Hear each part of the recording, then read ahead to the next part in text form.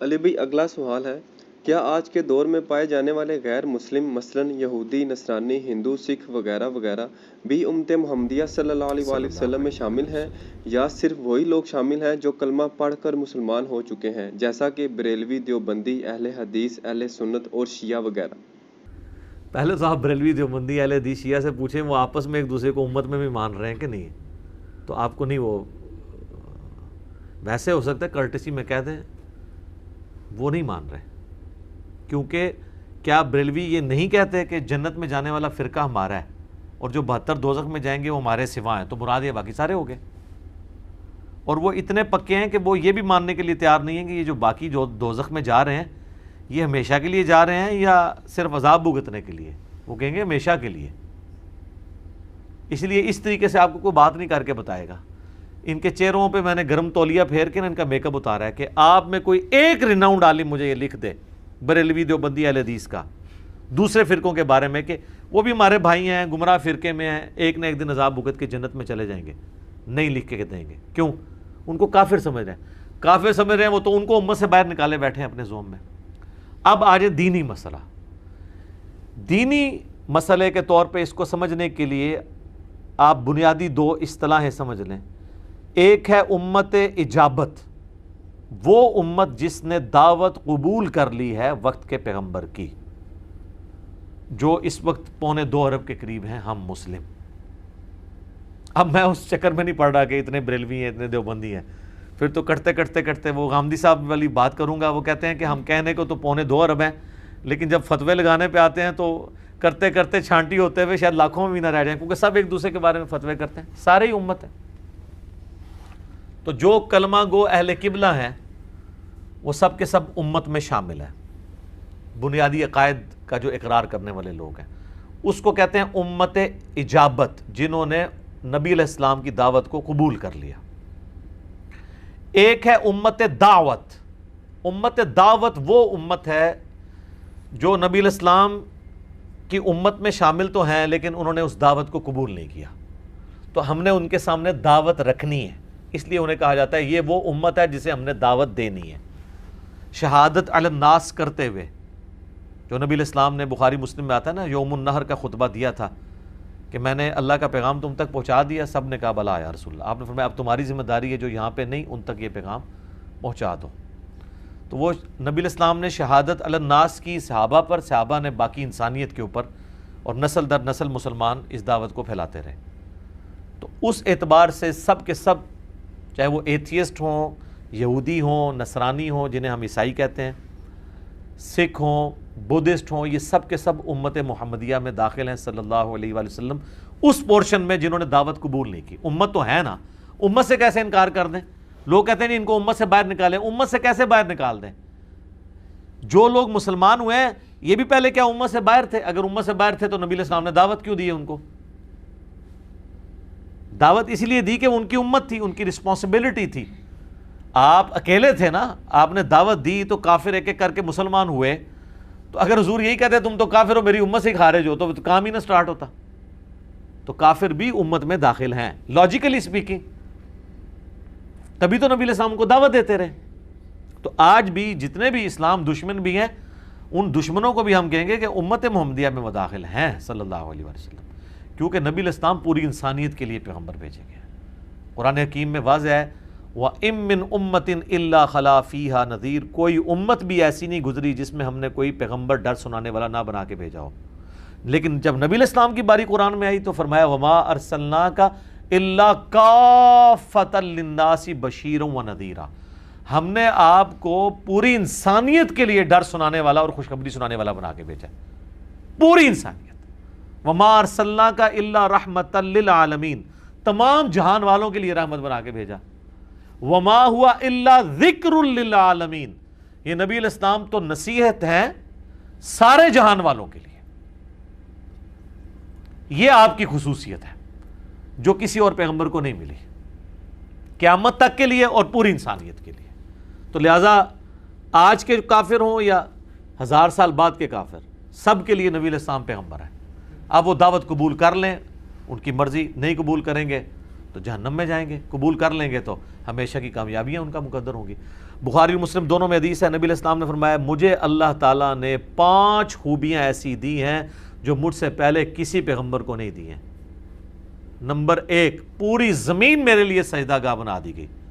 اگلی امتوں میں صرف مسجد میں نماز پڑھ سکتے تھے، سفر میں جاتے تھے، واپس آ کے ساری نمازیں اکٹھی کر کے پڑھنی ہوتی تھی۔ نمبر 2، میرے لیے مال غنیمت حلال کر دیا گیا۔ کافروں سے جو مال ملتا ہے نا جنگ میں، جو وہ چھوڑ کے بھاگ جاتے ہیں، اگلی امتوں میں یہ حرام تھا، کھلے میدان میں رکھتے تھے، آسمان سے ایک آگ آتی تھی اسے جلا دیتی تھی۔ سورہ آل عمران میں بھی آیا نا، قربانی اس طریقے سے قبول ہوتی تھی بنی اسرائیل میں، لیکن اس امت کے لیے کہا گیا تم استعمال بھی کر سکتے ہو۔ تیسرا، 1 مہینے کی مسافت سے میرا روب ڈال دیا کافروں پہ، میری امت 1 مہینہ دور ہو تو ان پہ روب ڈال جائے گا۔ یہ جہاد حضور کو اللہ نے تلوار کے ساتھ، سر سورہ محمد کا نام سورہ قتال ہے، نبی الاسلام اور قتال لازم و ملزوم ہے۔ قرآن اور قتال نبی الاسلام کی 2 خصوصیات ہیں، اس سے کوئی جان نہیں چھڑا سکتا۔ اور چوتھی بات، آپ صلی اللہ علیہ وآلہ وسلم نے فرمایا باقی انبیاء کسی قوم قبیلے خاص لوگوں کے لیے آتے تھے، مجھے پوری انسانیت کے لیے اللہ تعالیٰ نے پیغمبر بنا کے بھیجا۔ اور 5واں، آپ صلی اللہ علیہ وآلہ وسلم نے فرمایا اللہ تعالیٰ نے مجھے شفاعت کا اذن دیا ہے جو کسی اور پیغمبر کو نہیں دیا۔ اور مسلم شریف میں ایک 6ٹھی خوبی بھی ساتھ ذکر کی، آپ نے فرمایا کہ مجھ پہ اللہ نے سلسلہ نبوت کو ختم کر دیا۔ اور ایک اور بخاری مسلم کی حدیث ہے جس میں آیا کہ مجھے اللہ نے جوامع کلمات دیے، کہ میں بات مختصر کرتا ہوں لیکن اس کے اوپر آپ کتابوں کی کتابیں لکھ سکتے ہیں۔ انما الاعمال بالنیات، جو بخاری کی پہلی حدیث ہے، مسلم میں بھی ہے، مشکات کی بھی پہلی حدیث ہی ہے۔ سر اس کے اوپر آپ ہزاروں صفحوں کی کتاب لکھ سکتے ہیں، جتنا اس کے اندر گہرا مضمون ہے کہ اعمال کا دار و مدار نیتوں کے اوپر۔ اس کی کرالٹی ذرا بنانا شروع کریں نا، پوری کی پوری ہماری معاشرتی زندگی اس کے اندر کور ہے۔ یہ ہے جوامع کلمات، بات مختصر اور مفہوم ایسا کہ ہر اینگل سے اس میں فٹ ہوگا۔ یہ آپ علیہ السلام کی خوبی۔ تو اس میں بھی آیا کہ پوری انسانیت کے لیے مجھے پیغمبر بنا کے بھیجا گیا۔ لہٰذا یہ کنسیپٹ کلیئر کریں۔ لوگ سمجھتے ہیں کہ وہ امت سے خارج ہیں، وہ جو امت سے خارج والی حدیثیں ہیں نا، وہ نبی علیہ السلام کی طرف سے وعیدیں ہیں، تھریٹس ہیں۔ جیسا کہ مسلم شریف میں حدیث ہے جس نے ملاوٹ کی وہ مجھ سے نہیں۔ اب یہ نہیں ہے کہ ملاوٹ کی ہے تو اب وہ نبی علیہ السلام کی امت سے، دین سے سب کچھ خارج ہو گیا۔ مراد یہ کہ وہ روحانی طور پر اگر سوچے ماننے والا میرا ہو اور ملاوٹ کرے تو کام تو غیروں کے کر رہا ہے، اگرچہ ہے میرا ہے لیکن کام غیروں والا ہے، تو گویا کہ غیروں والا ہے۔ یہ لنگوسٹک میں بات ہو رہی ہے۔ جیسا کہ بخاری مسلم میں آیا نکاح میری سنت ہے، فمن رغب عن سنتی فلیس منی، جس نے میری سنت سے اغراض کیا، اس سے بھاگنے کی کوشش کی، وہ مجھ سے نہیں ہے۔ اس کا یہ مطلب نہیں کہ وہ کافر ہو گیا یا امت سے خارج ہو گیا، مراد یہ کہ میرے ایک طریقے کو وہ چھوڑ بیٹھا۔ اچھا، نکاح کے اوپر تو سارے کہہ رہے ہوتے ہیں، آج تک کبھی کسی نے سنا ہے کہ جو نماز نہ پڑھے وہ میری امت سے خارج ہے؟ تو آپ کہیں گے اس کی کوئی حدیث بھی نہیں ہے۔ سر اس کے اوپر تو یہ والی حدیث ہونی بھی نہیں چاہیے تھی، ورنہ تو آپ بھاگ جاتے۔ اس کے اوپر حدیث اس سے زیادہ سخت ہے۔ صحیح مسلم 246، بندے کے کفر اور اسلام، شرک اور ایمان کے درمیان فرق نماز ہے۔ وہاں تو حضور علیہ السلام نے واضح الفاظ کفر کے بول دیے۔ یہاں تو آپ تعویل کر سکتے ہیں نا کہ جی وہ مجھ سے نہیں، مراد یہ ہے کہ جیسے ایک باپ بھی بیٹے کو کہہ دیتا ہے کہ میرا بیٹا نہیں ہے، اس کا یہ مطلب تو نہیں بیٹا تو نہیں ہوتا۔ واقعی یہی والی تعویل بنے گی اس میں کہ کرتوت تیرے میرے والے نہیں ہیں، لیکن ظاہر ہے اس سے تو دستبرداری تو نہیں ہو سکتی۔ لیکن جو نماز والا معاملہ ہے نا، وہاں آپ نے یہ لفظ نہیں استعمال کیا، کفر کے لفظ استعمال کیے۔ جامعہ ترمذی میں حدیث ہے، شقیق تابعی کہتے ہیں کہ میں نے صحابہ کرام کو تارک نماز کے علاوہ کسی کی تکفیر کرتے ہوئے نہیں دیکھا۔ صحابہ کرام تکفیر کرتے تھے نماز چھوڑنے والے کی۔ جامعہ ترمذی میں حدیث ہے، جس نے جان بوجھ کے نماز چھوڑی اس نے کفر کیا۔ من ترک الصلاۃ متعمدا فقد کفر۔ ہاں، پاکستان کے شناختی کارڈ میں وہ آپ اس کے ساتھ رحمۃ اللہ علیہ بھی لکھ لیں، بے شک کوئی فرق نہیں پڑے گا، اللہ کا کرائٹیریا اپنا ہے۔ اور یہ تو صرف حدیثیں ہیں۔ سر آپ قرآن میں آئیں تو قرآن تو ننگی تلوار ہے۔ منیبین الیہ، اس کی طرف رجوع لاؤ، واقیموا الصلاۃ، نماز کو قائم رکھنا، ولا تکونوا من المشرکین، اور مشرک نہ ہو جانا۔ نماز چھوڑنے والا مشرک ہے۔ تو یہ جو وعیدیں اس طرح کی آتی ہیں نا، وہ امت میں سے نہیں، وہ ان معاملوں میں بات ہو رہی ہوتی ہے۔ بہرحال امت اجابت میں مسلمان شامل ہیں، اور مسلمانوں کے علاوہ، مسلمانوں کے سوا جتنے اور ہیں، وہ سب کے سب نبی الاسلام کی امت ہیں۔ ہم نے ان کے سامنے دعوت رکھنی ہے، شہادت علی الناس کرنی ہے، آن دا بہاف آف پروفٹ، نبی الاسلام کے ڈاکیے کی حیثیت سے ہم نے اللہ کا پیغام ان تک پہنچانا ہے۔ وہ امت دعوت ہیں اور وہ اسلام قبول کریں گے، اور اس میں بھی اللہ تعالیٰ دیکھیں کتنی ڈیٹیل سے بیان کرتا ہے کہ تم اسلام دشمنی میں سب سے زیادہ پاؤ گے بڑھ کر یہودیوں کو، اور اللہ تعالیٰ فرما رہا ہے حتیٰ کہ مشرکین سے بھی بڑھ کے، اور تم اسلام کے سب سے قریب پاؤ گے نصارہ کو، کیونکہ ان میں قسیسین اور رہبان ہیں، وہ نرم دل لوگ ہیں، اللہ والے لوگ ان میں موجود ہیں، یعنی گاڈ کانشسنس موجود ہے۔ اس زمانے میں بھی تھے، آج بھی تھے۔ اس لیے آپ دیکھیں جتنے لوگ غیر مسلم سے مسلمان ہو رہے ہیں ان میں سے اکثریت more than 90% وہ کرسچنز ہیں، کیونکہ کرسچنز اور مسلمانوں میں کامن پرسنالٹی ہے عیسیٰ علیہ السلام کی۔ جیوز اور کرسچن میں حضرت عیسیٰ علیہ السلام کامن نہیں ہے، وہ ان کو خدا کا بیٹا بنائے بیٹھے ہوئے ہیں اتنے لیول پہ، اور دوسرے ان کو معاذ اللہ دجال بنائے بیٹھے ہوئے ہیں، بالکل 180 ڈگری ہے۔ تو اللہ تعالیٰ یعنی اس کا ذکر کرتا ہے یہود و نصارہ میں سے کون سے آپ کے زیادہ قریب ہیں، کون سے دور ہیں، وہ اسی لیے کہ آپ نے ان کو دعوت پیش کرنی ہے۔ پھر قرآن پاک میں درجنوں آیات ہیں کہ پوری انسانیت کے لیے قرآن کو بھیجا گیا ہے۔ ہدی للناس شہر رمضان الذی انزل فیہ القرآن ہدی للناس وبینات من الہدی والفرقان، قرآن پوری انسانیت کے لیے۔ سورۃ المائدہ میں تو آپ دیکھیں، سورۃ المائدہ اور سورۃ الاعراف کے اندر تو نبی علیہ السلام کی جس طریقے سے اللہ تعالیٰ نے شان بیان کی ہے کہ آپ علیہ السلام کی تو پریڈکشنز اللہ تعالیٰ نے اگلی الہامی کتابوں میں کر دی تھی کہ یہ پیغمبر آخر الزمان صلی اللہ علیہ وآلہ وسلم آنے والے ہیں، جن کی پیشگوئیاں تورات اور انجیل کے اندر موجود ہیں۔ یہ 177 سے آن ورڈ آپ کو 188 نمبر آیت یہ آ گئی نا جی، اور اس سے پہلے یہ اگلے دن ہم قرآن پاک پڑھ رہے تھے تو وہ آیات آئی بھی تھی کہ نبی علیہ السلام، اچھا یہ ان آیات کے کانٹیکسٹ میں ایک اور بڑی اہم بات ہے جو میں نے آپ سے ڈسکس بھی کرنی ہے۔ ہم لوگ نبی علیہ السلام سے اپنی محبت کا اظہار تو بڑی کرتے ہیں نا۔ یہ جناب آیت ہے 158، قل یا ایھا الناس انی رسول اللہ الیکم جمیعا، اے نبی تم فرما دو اے پوری انسانیت میں تم سب کے سب کی طرف پیغمبر، جمیعا، الذی لہ ملک السماوات والارض، وہ اللہ ہے جس نے مجھے پیغمبر بھیجا ہے کہ زمینوں اور آسمانوں کی ملکیت اس کی ہے، لا الہ الا ہو، نہیں ہے کوئی معبود سوائے اس کے، یحیی و یمیت، وہ زندہ کرتا ہے اور مارتا ہے، فآمنوا باللہ ورسولہ، پس ایمان لاؤ اللہ پر، اس کے رسول پر، النبی الامی، جو نبی امی ہے، اللہ نے ان کو پڑھایا ہوا ہے۔ ایک معنی یہ ہے کہ وہ دنیاوی طور پہ پڑھے لکھے نہیں ہیں، اللہ نے انہیں پڑھایا۔ دوسرا یہ ہے کہ ام القریٰ جو بستی تھی مکہ، بستیوں کی ماں، اس کی نسبت سے آپ امی ہیں، دونوں نسبتیں درست ہیں۔ الذی یؤمن باللہ وکلماتہ واتبعوہ لعلکم تہتدون، اب آپ نے کیا کرنا ہے؟ نبی علیہ السلام کے اوپر کی اتباع کرنی ہے اور ان کے اوپر جو کتاب نازل ہوئی اس کے اوپر ایمان لے کے آنا ہے۔ اچھا، اس سے پہلے ایک اور ٹاپک ڈسکس ہوا ہے، اس سے پچھلی آیت 157 میں، الذین یتبعون الرسول النبی الامی، وہ لوگ جو کہ پیروی کرتے ہیں اہل ایمان کی، اللہ نے نشانی بتائی ہے کہ اس رسول نبی امی کی، یجدونہ مکتوبا عندہم فی التوراۃ والانجیل، جس کا ذکر وہ پاتے ہیں لکھا ہوا تورات اور انجیل میں۔ اب ظاہر ہے مشرکین عرب کو تو تورات انجیل نہیں آتی تھی، یہود و نصارہ کی بات ہو رہی ہے کہ تمہیں پتہ ہے تمہاری کتابوں میں ذکر ہے۔ یأمرہم بالمعروف وینہاہم عن المنکر، جو انہیں نیکیوں کا حکم دیتے ہیں اور برائیوں سے روکتے ہیں، وَيُحِلُّ لَهُمُ الطَّيِّبَاتِ، اور حلال چیزیں جو پاک چیزیں ان پہ حلال کرتے ہیں، وَيُحَرِّمُ عَلَيْهِمُ الْخَبَائِثِ، اور خبیث چیزیں ان کے اوپر حرام کرتے ہیں۔ اور اس سے بھی بڑھ کر وَيَضَعُ عَنْهُمْ إِصْرَهُمْ وَالْأَغْلَالَ الَّتِي كَانَتْ عَلَيْهِمْ، اور جو ان پہ بوجھ تھا اور جو زنجیریں تھی ان کے گردنوں کے اوپر، وہ ان سے چھڑا دی ہیں۔ کون سی؟ خام خواہ کی شریعت کی پابندیاں جو انہوں نے خود اپنے اوپر بنائی ہوئی تھی، یا اگلی امتوں میں اللہ تعالیٰ نے کوئی پابندیاں تھی وہ بھی اللہ نے دور کر دی اس نبی کی برکت سے۔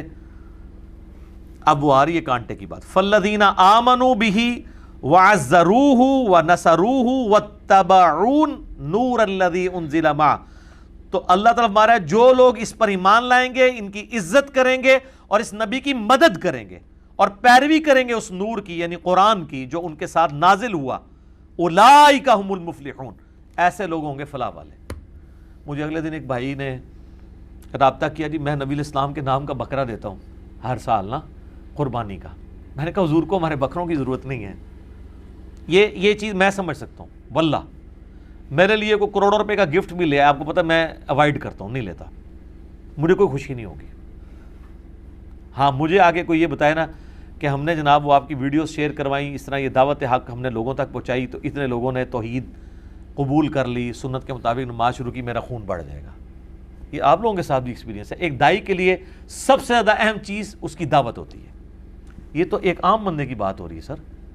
نبی الاسلام کو تو اللہ نے ڈیوٹی اسائن کی ہے کہ انہوں نے لوگوں کو دوزخ کی آگ سے بچا کے جنت کی طرف لے کے جانا ہے، جو بخاری مسلم میں حدیث ہے کہ تمہاری مثال پتنگوں کی سی ہے اور میں تمہارے کمر بند سے پکڑ پکڑ کے تمہیں آگ سے جنت کی طرف لے کے جا رہا ہوں۔ تو نبی الاسلام کو خوشی اس بات کی ہوگی کہ یہ بندہ پوری زندگی میرے نام کا بکرا دیتا رہا اور بکرے دینے کے بعد ان لوگوں کو کھلا رہا ہے جو حضور کے دین کا بیڑا غرق کر رہے ہیں۔ تو تم تو ان کو مطلب ایڈ فیول ٹو فائر کرتے رہے ہو۔ یا حضور کو خوشی اس بات کی ہوگی کہ اس نے میری مدد کی۔ آج بھی آپ حضور کی مدد کر سکتے ہیں، ان کے دین کی مدد۔ تو یہاں پہ ہے کہ فلاح وہ لوگ پائیں گے جو نبی پر ایمان لائیں گے، ان کی عزت کریں گے، ان کی مدد کریں گے، ان کی اتباع کریں گے اور اس نور کی جو ان کے ساتھ نازل ہوا یعنی قرآن کی اتباع کریں گے، وہ فلاح پائیں گے۔ تو حضور علیہ السلام کو قربانی کے موقع پہ ہمارے بکروں کی ضرورت نہیں ہے، بلکہ قربانی کے موقع پہ آپ قربانی کے سنت مسائل اور بڑی عید کے پڑھنے کا طریقہ بتا دیں نا آپ پبلک میں کھڑے ہو کے، یہ حضور کی آپ جو ہے نا وہ خوشی کے لیے کوئی کام کر رہے ہوں گے۔ یہ بکرے شکرے دینے سے کچھ بھی نہیں ہونا۔ باقی کو محبت کا اظہار کرنا چاہتا ہے تو ظاہر ہے وہ تو عام میت کی طرف سے بھی صدقہ ہو سکتا ہے، اگر کوئی کرنا چاہتا ہے وہ ایک معاملہ علیحدہ ہے، وہ ایک فقہی بحث ہیں، وہ میں انشاءاللہ آلریڈی ویسے میں نے ڈسکس کی ہوئی ہیں، کبھی موقع ملا ڈسکس کروں گا۔ مجھے یہ یاد آ گیا تو یہ اللہ تعالیٰ دماغ میں بات ڈالتا ہے۔ جب اس نے کہا نا بکرا دینا، وہ اتنا ایمفسائز کر رہا تھا، میں نے کہا یار بکرا دینے پہ اتنا بیچارہ ایمفسائز کر رہا ہے، جبکہ حضور نے خوش بکروں سے نہیں ہونا بلکہ حضور کے مشن کے اوپر۔ اور یہ دیکھ لیں قرآن سے میں نے ثابت کیا ہے، سورہ الاعراف آیت نمبر 156 157 کہ اصل میں وہ لوگ ہیں حضور کے اوپر ایمان لانے والے، فلاح پانے والے، جو اس نبی امی پر ایمان لائیں گے، ان کی عزت کریں گے، ان کی مدد کریں گے، ان کے اوپر کتاب جو نازل ہوئی ہے اس پہ ایمان لائیں گے اور اس کی پیروی کریں گے۔ اور پیروی کریں گے جو نبی کا منصب ہے، لوگوں کو نیکی کی طرف بلائیں گے، برائی سے روکیں گے۔ یہ ہے اصل میں، تو یہ پوری امت کا کام ہے۔ کنتم خیر امت اخرجت للناس تأمرون بالمعروف وتنہون عن المنکر وتؤمنون باللہ۔ تم بہترین امت ہو جو لوگوں کے نفع کے لیے نکالے گئے ہو، لوگوں کو نیکی کا حکم دیتے ہو، برائی سے روکتے ہو اور اللہ پر ایمان لاتے ہو۔ اللہ پر ایمان تیسرے نمبر پہ ذکر ہوا ہے، کیوں؟ اس لیے کہ واقعی اللہ پر حقیقی ایمان اس کا ہے جو اللہ کی حمیت میں لوگوں کو نیکی کی طرف بلائے اور برائی سے روکے۔ صرف ایمان تو سارے لوگوں نے رکھا ہوا ہے، تکلیف ہی وہاں شروع ہوتی۔ آپ چوک میں کھڑے ہو کے کہیں کہ میں نے جناب آج اتنے رات کو نفل پڑھے اور میں روزانہ اتنا قرآن پڑھتا ہوں، کسی کو کوئی تکلیف نہیں ہے۔ لیکن اسی چوک میں آپ کھڑے ہو کے کہیں کہ نہ تو میں یہ بے حیائی پہ مبنی گانے سنتا ہوں اور نہ میں آندہ کے بعد مارکیٹ میں چلنے دوں گا، پھر تک تو جڑے ہار پن آندے نے ہو، آپ کے گھر والے آپ کے خلاف ہو جائیں گے۔ نبیوں والا کام کریں گے، نبیوں والی تکلیف آئیں گی۔ وتواصوا بالحق وتواصوا بالصبر، یہ مسٹ ہے اور یہ ڈیٹم لیول کی کامیابی ہے، آخرت میں ذہن میں رکھیے گا۔ آپ تو الا الذین آمنوا وعملوا الصالحات کے اوپر بیٹھے ہیں، آگے بھی چلیں۔ یہ کیٹاگوریکل ڈینائی اللہ نے کیا ہے، والعصر، زمانہ گواہ ہے اس بات کے اوپر، ان الانسان لفی خسر، بے شک انسان ہمیشہ خسارے میں ہی رہا ہے۔ دیکھ لو حضرت نوح علیہ السلام کے ساتھ 78 لوگ بچے ہیں، باقی سب برباد ہوئے ہیں۔ لوط علیہ السلام کی 2 بیٹیاں بچی ہیں، باقی سب برباد ہوئے ہیں۔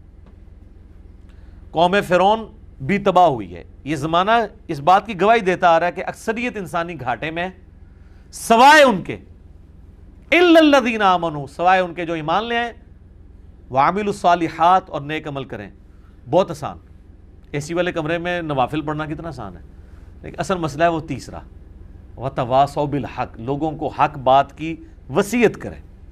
سر حق بات آپ کریں تو باپ سے بیٹا نہیں سنتا، بیٹے سے باپ نہیں سنتا. آپ لوگوں کو جا کے رفع دین کی حدیثیں سنا کے دیکھ لیں. اور وتواصوا بالصبر، اس کا لازمی نتیجہ پھینٹی ہے. جب حق بات کریں گے تو آپ کو صبر کرنا پڑے گا. یہ 4 شرائط ہیں. تو یہ تو اس امت کا منصب ہے. اور آپ یہ جو ہم ختم نبوت کے اوپر اتنا خوش ہو رہے ہوتے ہیں نا کہ نبی علیہ السلام خاتم النبیین ہے، یہ ہم نے ٹاپک صرف قادیانیوں کے ساتھ لڑنے کے لیے رکھا ہوا ہے. حالانکہ اس کی روحانیت کو دیکھیں، یہ خاتم النبیین حضور کیوں ہے؟ یہ آپ کو ٹائٹل کیوں ملا ہے؟ اس لیے کہ آپ کی امت کو نبوت کا کام شفٹ کیا گیا کہ اب نبی کوئی نہیں آئے گا، نبیوں والا کام یہ امت کرے گی. یہ اس امت کا ٹائٹل جو ہے وہ حضور کی امت ہونا نہیں ہے، بلکہ آپ کی ختم نبوت کی وجہ سے، آپ کے مشن کو آگے لے کے چلنے کی وجہ سے.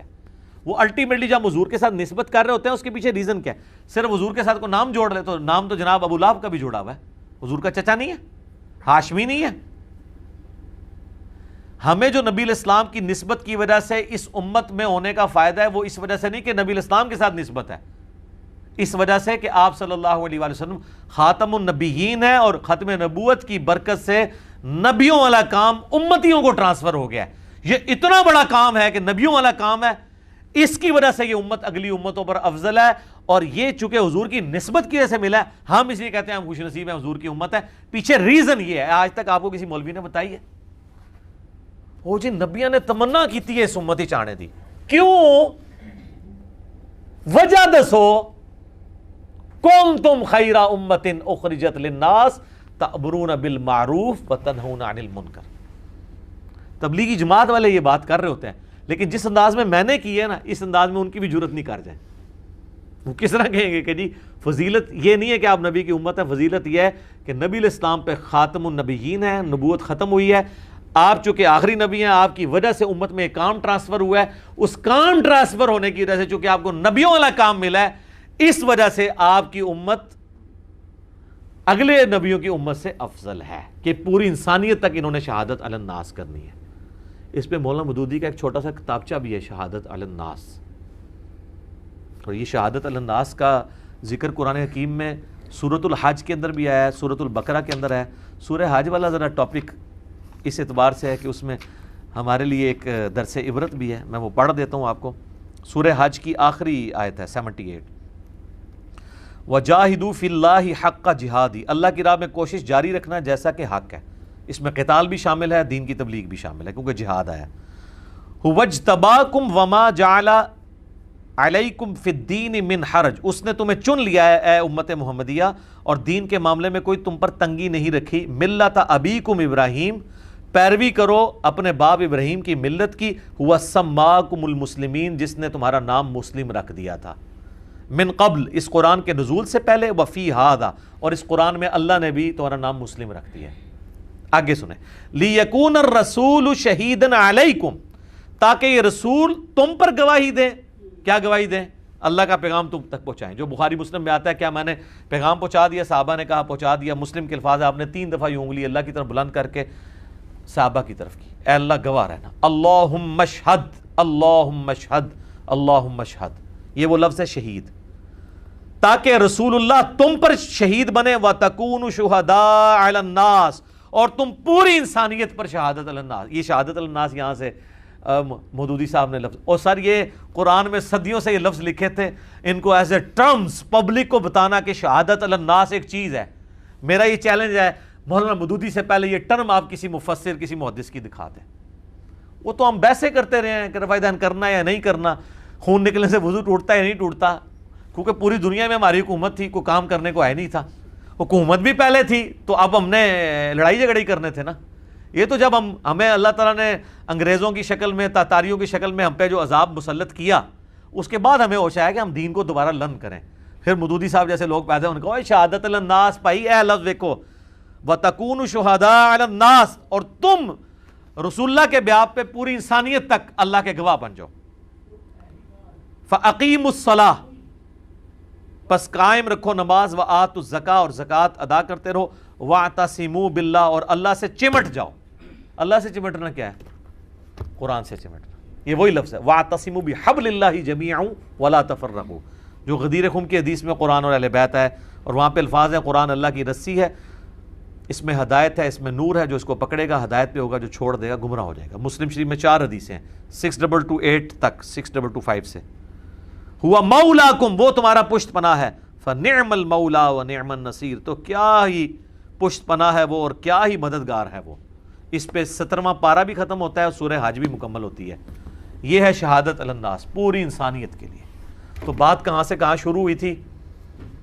امت اجابت اور امت دعوت. نبی علیہ السلام کی جس امت نے دعوت قبول کر لی وہ امت اجابت ہے, اور جنہوں نے قبول نہیں کی ان تک ہم نے شہادت علی الناس کرتے ہوئے بات پہنچانی ہے, وہ امت دعوت ہے. ٹھیک ہو گیا جی؟ الحمدللہ.